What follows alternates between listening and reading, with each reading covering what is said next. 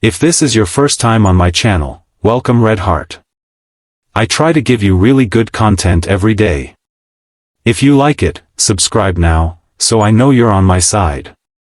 The Rat Pack's charm and charisma have captivated the world for decades, but there are hidden realities behind the glitz and glamour. Ernest's untold stories. Hollywood legend Borgnine reveals the true nature of the mysterious Dean Martin. Revelation delves into the untold truths of Ernest Borgnine and Dean Martin's friendship, which shaped an era of Hollywood.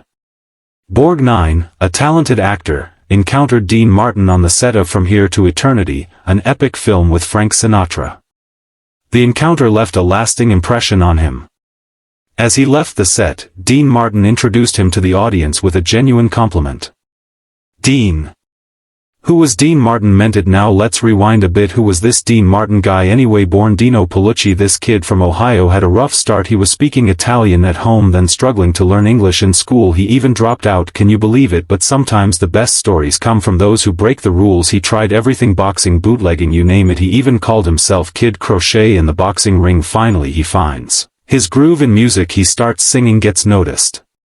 And he's on his way, but then World War II hits. He gets drafted, thankfully gets discharged early and jumps back into show business, and that's where Jerry Lewis comes in. Dean Martin, this smooth operator, meets Jerry Lewis, the wild card comedian. They meet at a nightclub and sparks fly. They become this iconic duo, and the rest, as they say, is history. Moving on, Dean and Jerry, this dynamic duo, teamed up for a musical comedy show. Dean the smooth singer and Jerry the master of physical comedy. They were like fire and ice, a perfect match. Their debut at the 500 Club in Atlantic City was, well, it wasn't precisely a standing ovation. The audience seemed more confused than amused. The club owner, this guy named Skinny D'Amato, basically threatened to kick them out if they didn't step up their game, but these guys were resilient. They went back to the drawing board, and boy did they come back with a bang. Their next show was pure magic. Jerry would interrupt Dean mid-song, sending him into a hilarious chase across the stage. Then there was this bit where Jerry, dressed as a clumsy waiter, would crash Dean's performance, dropping plates and generally wreaking havoc. The audience went wild. Their popularity exploded. Soon they were the talk of the town, even landing a spot on the Ed Sullivan Show. They knew they needed to take things to the next level, so they hired some top-notch writers to help them craft their act. Things were looking up. They signed a lucrative radio deal with Paramount, raking in $775,000 a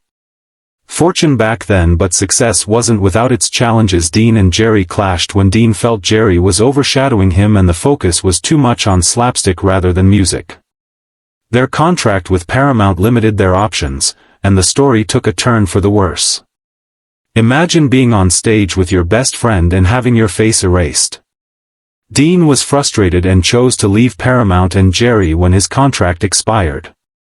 Everyone feared Dean would fail without Jerry, but he showed them wrong by focusing on his singing career and excelling. In 1958, Dean tried to become a movie star, but his early career was unsuccessful. With the success of the war movie Young Lions, Dean was back in the spotlight, rubbing shoulders with Hollywood royalty like John Wayne and Ricky Nelson Davis Jr. These guys were the ultimate party animals, singing. The Dean Martin Show was a hit, with Dean appearing effortlessly in a tux and bantering with guests. Despite NBC's constant scrutiny, Dean was a devoted family man. Dean Paul suffered a plane crash while flying with the Air National Guard.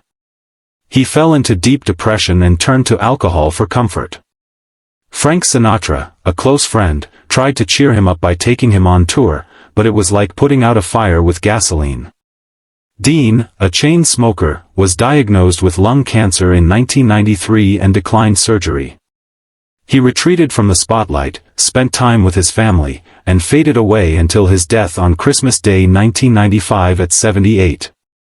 The world mourned his loss, including the Las Vegas' Dino. Despite his swagger and Rat Pack image, was a loyal friend and more than just a handsome face.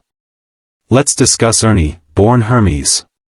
Ephron Borgnine was born into a working-class family in Connecticut, the son of Italian immigrants. After high school, Ernest Borgnine joined the Navy, serving his country during the World War II. After the war, he was uncertain about his future. Ernest realized he wasn't suited for factory work, but his mother saw his potential and encouraged him to pursue his passions. After a small role in State of the Union, he continued his career in Tennessee Williams' Glass Menagerie, playing a gentleman caller and proving his drama skills. By 1949, he was ready for the Big Apple, making his Broadway debut in Harvey as a nurse. He then moved to TV, starting with Captain Video and his video. Borgnine's first film role was in the 1951 film Whistle at Eaton Falls, but his breakthrough role as Sergeant Fatso Judson in From Here to Eternity earned him acclaim and put him on the map. Johnny Goor villains. Vera Cruz, 1955 was his year. Marty was shy and nice. Butcher was adored internationally. Film was cleaned at Cannes and Borg defeated Frank. For Oscars, Frank Sinatra and James Dean won Golden Globes and BAFTAs. In 1962, his skipper rose to fame on TV after the video era. He joined the male Navy in World War I. In the sitcom, Ernest played Quentin McHale, a cantankerous but lovable skipper who kept his misfits together. The show was a hit in line. Career after ER. His first top 30 finish and Emmy nomination were well received, but the four-season joke became outdated. Bonnie's career continued after the program ended in 1966. Over 30 years, he took large screen roles in Filth Worldwide, Adventure and Poseidon Escape. Dutch was his New York role. Wild Bunch was Moral Western. Punch. Borgnine later said every photo. Morals should have been present earlier. Evil always receives its due. They seem in charge. Show preacher Ernie ruled TV. Also Little House on the Prairie. The Love Boat Magnum PI impacted Angel, preventing channel switching. Without seeing him again. The Hollywood Man was Borgnine. For all Western plays. He nailed everything, including comedies. His last years were spent working. Ernest, a legend, appeared in the final episodes of Excellent career for Borgnine. Famous and unstoppable. He rejoined Universal 1983. Studio co-starring Jan Michael. Vincent from Airwolf was specifically summoned by producer Donald P. Belisario after witnessing his wrestling. Magnum PI Borgnine 1982 accepted immediately and adopted lovable Santini, Dominic, helicopter pilot. The sitcom was successful, but Borgnine's hard schedule and conflict with his younger co-star may have exhausted him. CBS ended the show in 1986, deserving of Borgnine. In 1989, Borgnine starred in Laser Mission with Brandon Lee, a film released in 1990 but not nominated for an Oscar. By 1995, he returned to TV as Manny Cordoba, a doorman played by Jonathan Silverman. Borgnine joked that he was more energetic than the cast, leaving the set last. In 1996, he showed his daring in Merlin's Shop, a fantasy. The video about a cursed monkey toy stolen from Merlin was completed quickly. Although initially unpopular, it earned a cult following for its humor.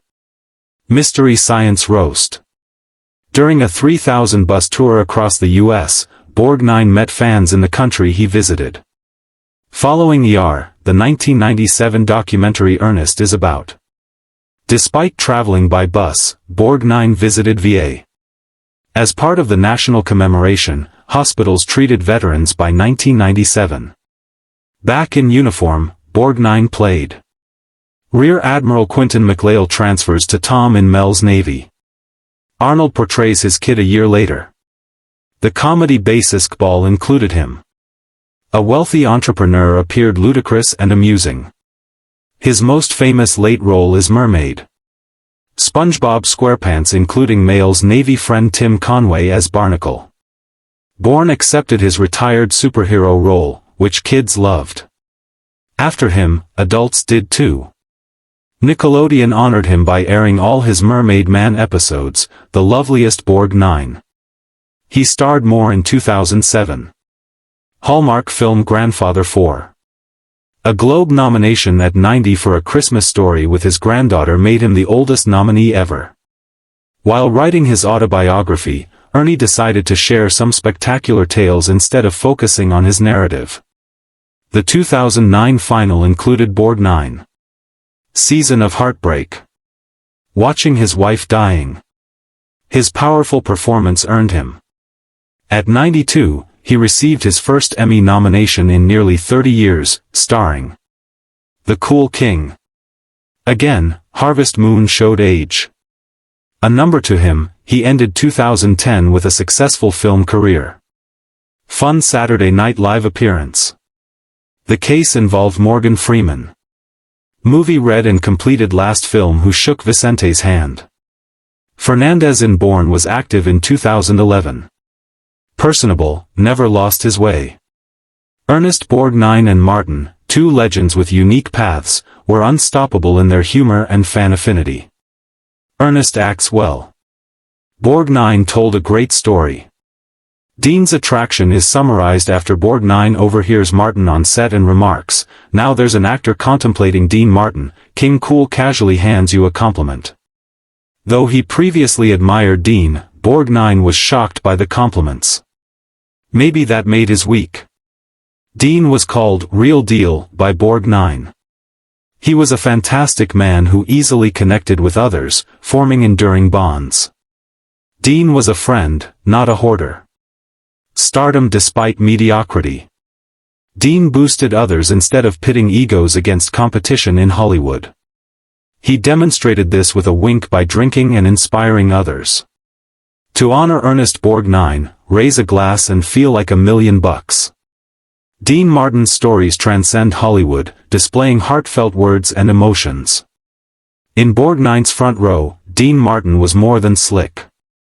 Martin was portrayed as a slick, suave figure, but he was actually humble and grounded, like your neighbor who still trims lawn. Borgnine cherished highlighting Dean's authenticity, making him stand out and making people feel valued. His friendliness was genuine and not a facade. Need his extreme generosity? Was friends. Advice, humor, or company? Dean backed you up and let Martin joke around. Borgnine often referred to Dean's wit as glue in their friendship, describing it as ideal for making people feel better on bad days. However, behind his smile were his hardships, which he rarely shared with others. Some, like Borgnine, discovered Dean's superpower stemmed from their closeness. His ability to remain humble despite the accolades and clamor from his fans. His peers admired and respected him, but he was known for his kindness. Borgnine saw glamour, humility, and occasional times. It would surprise you if Martin became a regular guy with a big heart. Borgnine's pal. Martin, more than one. Hollywood collaborates, allowing buddies to swap. Real Borgnine. Martin was a hard-working, honest, and cool individual. Their personification was unrivaled. Different but worked. Their bond went beyond durability. Based on trust, laughter, and kindness, unusual authenticity even outside. Bourne's Hollywood tales reveal Martin's true nature as a caring friend and person we wish we had known. Bourne and Martin shared a drink. An unusual Hollywood connection, they remained close through highs and lows, including the loss of their son Dean Paul Jr. in an aircraft disaster. Borgnine was present. With the necessary backing, he failed to address the problem. Just showed up. Use a sturdy shoulder and a heavy bottle, as buddies may do so. Borgnine's career slumps were not one-sided. Do I do well in these shared moments? Yes, Martin encouraged him. Perhaps not pom-poms and cartwheels. He called to remind Borgnine how he was gifted and important. Almost everyone knew him. He shook his shoulder and said, "Shut up, you're fantastic," but their link was deeper. Both could handle serious concerns and make others laugh, whether they enjoyed golfing or filming. Their comedy show was likely based on basic pleasures like hanging out. They made set life fun. The sincerity of their friendship made it more delightful for everyone. The two men were genuine and cared for each other, transcending Hollywood gloss and superficial connections. Rare as a clean car in LA after rain. According to Borgnine, Martin's romance, fame and fortune can still be involved. People who support you through tough times are crucial. Perhaps you need a lousy round of golf. Who supports your humor?